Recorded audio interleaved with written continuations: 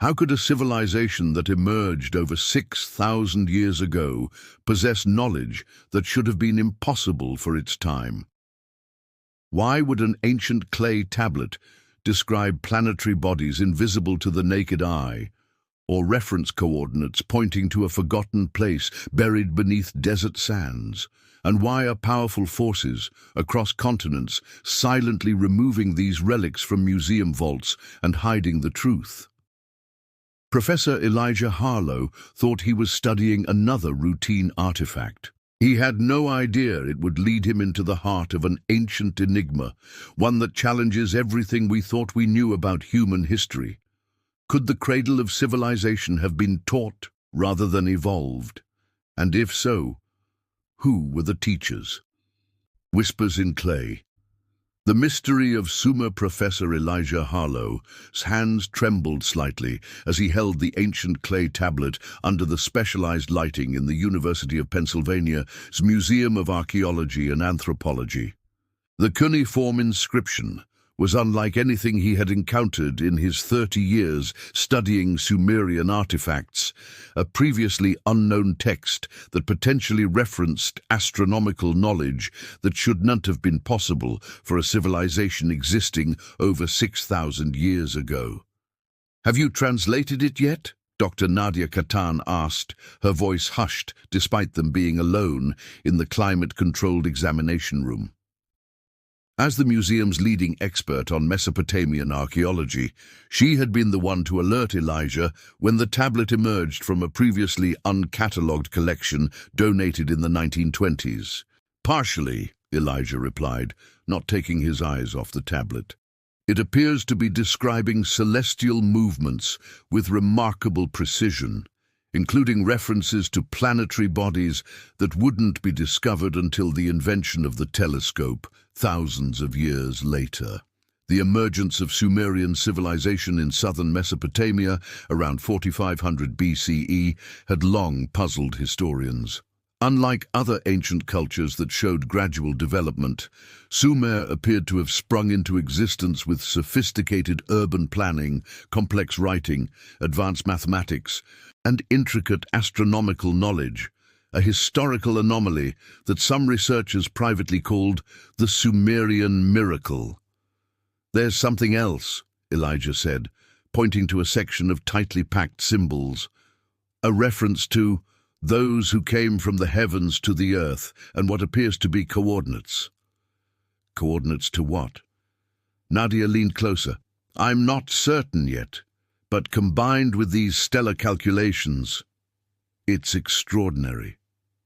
3 days later, Elijah was awakened by an urgent call from the museum security team. There had been a break-in, highly targeted. Only the room containing the Sumerian tablet had been accessed, and the tablet was gone. "Nothing else was taken?" Elijah asked the head of security as they stood in the empty examination room the following morning. "Nothing. The display cases with gold artifacts worth millions weren't even touched. Whoever did this knew exactly what they wanted." When the FBI arrived to investigate, they brought unsettling news. Similar thefts had occurred at the British Museum in London and the Louvre in Paris, both involving Sumerian tablets from the same approximate period. "Is there anything you can tell us about what made this particular artifact valuable?" Agent Diana Foster asked, her gaze sharp and assessing. Elijah hesitated. His preliminary translations had been too controversial, too potentially paradigm-shifting to share widely before thorough verification. "It contained astronomical observations," he said finally, "unusually advanced ones." What he did not mention was the tablet's reference to something called E-ABZU, a structure or place described as the House of Deep Knowledge, that the text claimed lay hidden beneath the desert sands of what is now southern Iraq.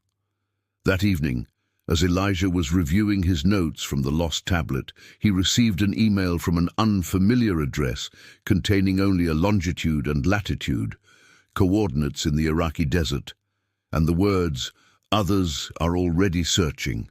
If you want answers, come alone." Against all professional caution and common sense, 2 weeks later, Elijah found himself in a dust-covered jeep heading into the Iraqi desert, guided by Karim Nazari, an archaeologist he'd collaborated with years earlier at a dig site near Ur. "This area hasn't been properly excavated," Karim explained as they drove through the barren landscape. "Political instability, funding issues, and the remote location have kept formal expeditions away." "Yet someone believes there's something significant here," Elijah replied, thinking of the stolen tablets and mysterious email. As they crested a small rise, Elijah spotted several vehicles and a cluster of tents in the distance. "I thought you said this area hadn't been excavated," Karim frowned. "It hasn't. Not by any official archaeological team." They approached cautiously.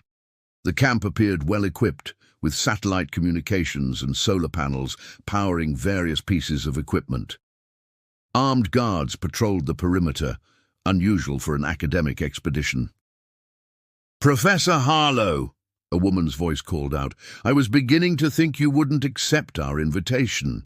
Dr. Sophia Reynard emerged from the largest tent, her reputation as controversial as it was brilliant. Once a respected archaeoastronomer at Cambridge University, she had retreated from academia after publishing a paper suggesting that certain Sumerian knowledge could not have developed independently without outside influence, a position that bordered dangerously on the ancient astronaut theories that most serious archaeologists dismissed outright. "Dr. Reynard?" Elijah acknowledged coolly. "I don't recall your invitation mentioning armed guards." "Precautions," she replied. "The Iraqi desert has many dangers, not all of them natural." That night, around a small fire, Sophia revealed what had brought them all to this desolate location. "The tablets that were stolen, they're part of a set," she explained. 12 tablets describing what the Sumerians called the Great Teaching, knowledge they claimed was given to them by beings they called the Anunnaki. "Mythological figures," Elijah countered. "Like most ancient cultures, they attributed knowledge to divine sources." "Perhaps," Sophia conceded, "but what if those divine sources were something else?" The tablets describe specific knowledge that shouldn't have been possible for a civilization emerging from the Stone Age: precise astronomical calculations, advanced mathematics, detailed understanding of metallurgy. She spread out a map marked with red circles. "These tablets have been scattered across collections worldwide for centuries, their significance unrecognized because no one was reading them as a unified text. Together, they point here to what the Sumerians called E-ABZU. And you believe, what? That we'll find some ancient library?" Karim asked skeptically. "I believe we'll find the answer to the Sumerian miracle," Sophia replied.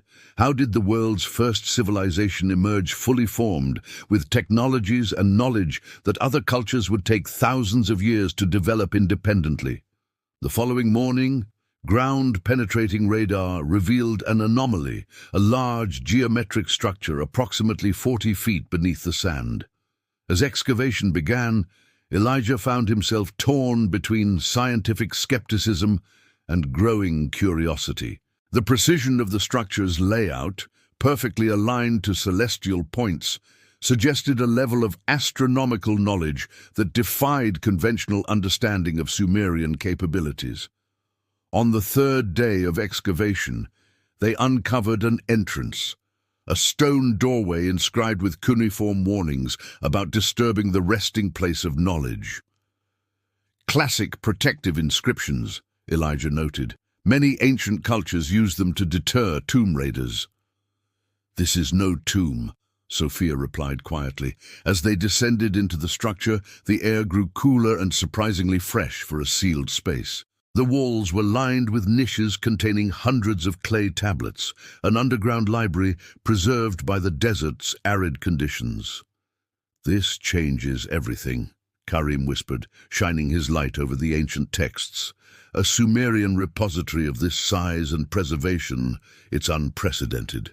Elijah moved deeper into the chamber, where a central stone table held what appeared to be a star map carved into black stone, a celestial configuration showing not just the visible planets known to ancient Sumerians, but accurately depicting celestial bodies that wouldn't be discovered until the modern era. Before he could examine it more closely, shouts erupted from the entrance. Armed men had descended, forcing Sophia's guards to retreat. "They've found us," Sophia said grimly. "We're not the only ones interested in Sumerian secrets." "Who are they?" Elijah demanded, as they took cover behind a stone column. "People who believe some knowledge should remain buried," she replied. "The same forces that have suppressed anomalous archaeological findings for decades, findings that contradict the established narrative of human civilization's linear progress." What followed was chaos. Gunfire, collapsing tunnels, and a desperate escape through an ancient airshaft. In the confusion, Elijah managed to secure only a single tablet and a fragment of the star map before the structure's entrance collapsed, sealing the repository once more beneath the desert sands. Months later, back in his university office, Elijah found himself at a crossroads. The tablet he had rescued contained information about Sumerian understanding of genetics, descriptions of procedures that sounded disturbingly like DNA manipulation, written millennia before the discovery of DNA itself. The fragment of the star map showed a celestial configuration that astronomers confirmed could only have been observed from Earth approximately 9,000 years ago. Thousands of years before Sumer was thought to have emerged. Multiple academic journals had rejected his papers on these findings, citing insufficient evidence and extraordinary claims. Sophia had disappeared entirely after their escape from the desert, and Karim had returned to conventional excavations, refusing to discuss what they had witnessed. The official report on the incident described it as a terrorist attack on an unauthorized archaeological expedition. The existence of E-ABZU was omitted entirely. As Elijah contemplated the path forward, his office phone rang. An anonymous voice simply said, "The Eridu Temple Foundation, summer solstice, if you want to understand what we found." The mystery of Sumer, humanity's first great civilization, remained officially unsolved. Conventional archaeology continued to attribute their sudden advancement to indigenous development and cultural exchange. But in private conversations among certain scholars, questions persisted about the inexplicable sophistication of Sumerian knowledge and the possibility that the foundations of human civilization might be built upon forgotten wisdom, whose origins remained shrouded in mystery. Elijah knew that pursuing these questions further would likely end his academic career. Yet the tablet sitting in his safe and the fragment of star map hidden beneath his floorboards represented a truth that conventional history could not explain. A whisper from humanity's distant past that suggested our understanding of our own origins might be dramatically incomplete.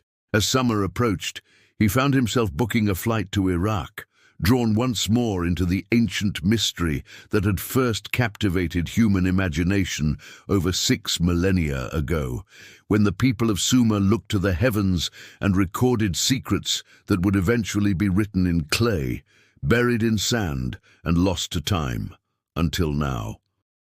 Based on historical mysteries surrounding the emergence of Sumerian civilization and the ongoing archaeological research into humanity's first complex society,